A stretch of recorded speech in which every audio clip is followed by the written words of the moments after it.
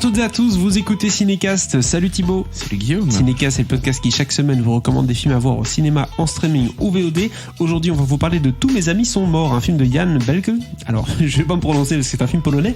Disponible depuis le 3 février sur Netflix. Ça parle de quoi ? Ça parle d'une fête de Nouvel An où un groupe d'amis se regroupe forcément et traverse un tourbillon d'événements qui révèle des secrets, brise des cœurs et conduit à un dénouement choquant. Alors, peut-être que c'est un rapport avec le titre, je ne sais pas.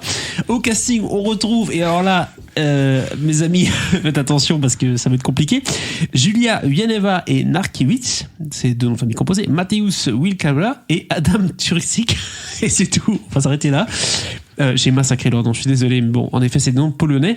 Alors, faut-il voir Tous mes amis sont morts et pourquoi ? On vous dit ça juste après un extrait de la bande-annonce. Et on sait tous que le fruit défendu a meilleur goût.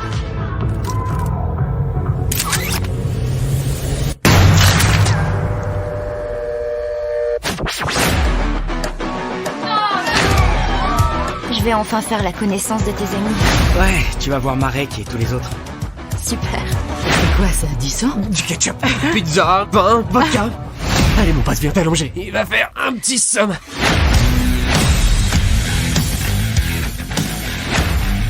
Angelica. Je suis tombé amoureux de tes yeux fascinants. Ah putain. Acceptes-tu d'être ma femme ? Alors, Thibaut, toi qui as vu ce film Tous mes amis sont morts, je le répète, disponible le 3 février sur Netflix, qu'est-ce que t'en as pensé et faut-il le voir ?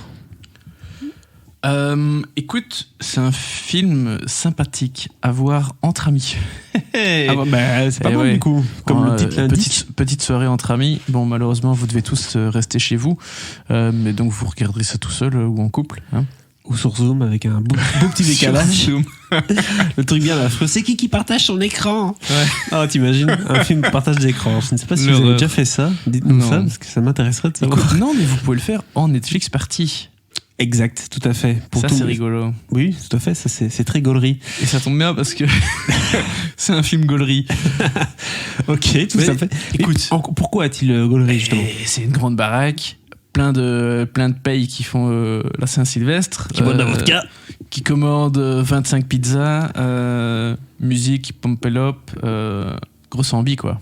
Grosse ambi, mais on est dans quoi alors du coup ? Parce qu'avec un pitch pareil, on a l'impression qu'on va tomber dans un truc d'horreur, mais on est quoi à la croisée des mondes entre le film bien rigolo, American Pie, c'est quoi le délire ? Écoute, il y a un peu d'American Pie. C'est-à-dire que ce sont des jeunes, quoi. Donc, oui. Forcément... un peu de tension sexuelle. Ça veut ken. Il y a une espèce de mère de Stifler aussi dans le lot. C'est-à-dire qu'il y a un jeune qui se ramène avec une femme de plus de 50 ans. Qui, en plus, est la mère d'un type qui est à la soirée. Ah, c'est une bonne idée. Oh là là là là. Et ouais. T'as le jeune couple... très propre sur eux. Hein. Marshall et Lily. Pour ceux qui regardent il y en a un. En fait, le jeune garçon est trop propre sur lui. Oui, un peu chiant. Un peu. Exactement, un peu chiant. On connaît tous quelqu'un qui se ramène avec des bouteilles de vin de 5 ans d'âge. Et puis t'as l'étranger. Il y a un Français qui s'appelle Jacques. Très croyant, joué par Yacine Fadel, jeune comédien belge qu'on a pu voir dans la série Into the Night. Bref, t'as vraiment les profils différents. T'as le DJ qui met l'ambiance, t'as le type qui veut de la drogue, t'as l'hôte de la soirée, t'as le livreur de pizza qui se fait pas payer. Enfin bref, gros bordel. Et puis il y a une première couille qui va arriver. Possiblement un premier mort. Hein. Oui, forcément. Et puis ça va se barrer en couille dans tous les sens. C'est plus alors du Scary Movie, quoi, j'ai envie de dire. Oui, ça va à la grosse rigolade. On frôle la série Z, là, j'ai l'impression. Ah oui, on est dans la série Z, hein, avec du sang, c'est gore, c'est sympatoche. Quoi, c'est caché bif, en fait. Ça aurait pu. Ça aurait pu, oui, ça aurait pu, parce que ça fait plutôt bien le boulot. Voilà. Mais ça reste très gentil sans être incroyable, quoi. Et c'est quoi C'est un gros délire. Oui, mais la tranche d'âge, c'est quoi ? Parce que c'est délire pour adultes ou délire pour adolescents, de nouveau ? Non, mais tu sais que les séries Z gore, il n'y a pas de tranche d'âge, quoi.